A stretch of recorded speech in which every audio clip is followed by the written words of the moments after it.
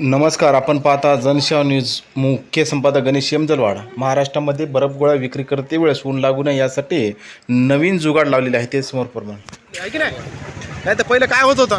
पहिले उन्हामध्ये गाडीचा माल पाणी होऊन जात होता. आपण गाडी उन्हामध्ये तळत होती. हां, त्याच्यामुळे सावली बनवली होती. गाडीला खर्च वगैरे हे बनवायला किती खर्च लागला. टोटल मशीन सहित 26,000 रुपये खर्च आला. 26,000 रुपये. एंगल टाप वगैरे सगळं, खाली बॉक्स वगैरे, हां, सगळं कलर वगैरे सगळं नांदेडून आणायला 30,000 रुपये खर्च आला. मशीन वगैरे आणून बरं. हे स्टँड वगैरे खडे उभा टाकण्यासाठी वगैरे सर्व आहे समजा. सगळं सुविधा आहे. हां,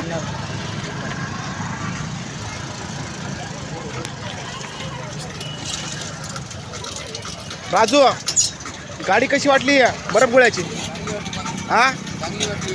बरं आहे की याला सावली वाटते की वाटणार. सावली वाटते ना. हां, वाटते ना. बरं बरं बरं. बर्फ गोळा खाल्ला का. हॅलो ना. बरं, ठीक. उन्हाळ्याचा पारा हा वरच्यावर वाढत चालला.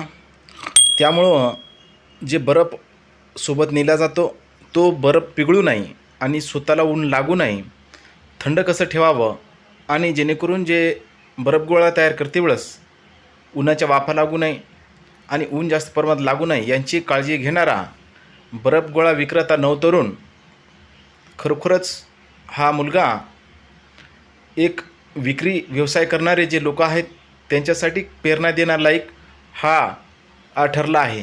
कारण नवीन जुगाड नवतरुण पोरं हे करतच असतात आणि या जुगाडामध्ये खरोखरच हे जुगाड अतिशय उत्तम आणि एकदम आरामदायक. जिथं आपण चाललो तिथं सावली घेऊन चाललो आणि सावलीमध्ये बसूनच गाडी चालवत आहे. खरोखरच हे जुगाडाचं कौतुक केलं तेवढं कमीच आहे. आपण पाहत राहा जनसेवा न्यूज. लाईक करा, सबस्क्राईब करा. जय हिंद, वंदे मातरम, जय भीम. धन्यवाद. लाईक करे, सबस्क्राईब करे.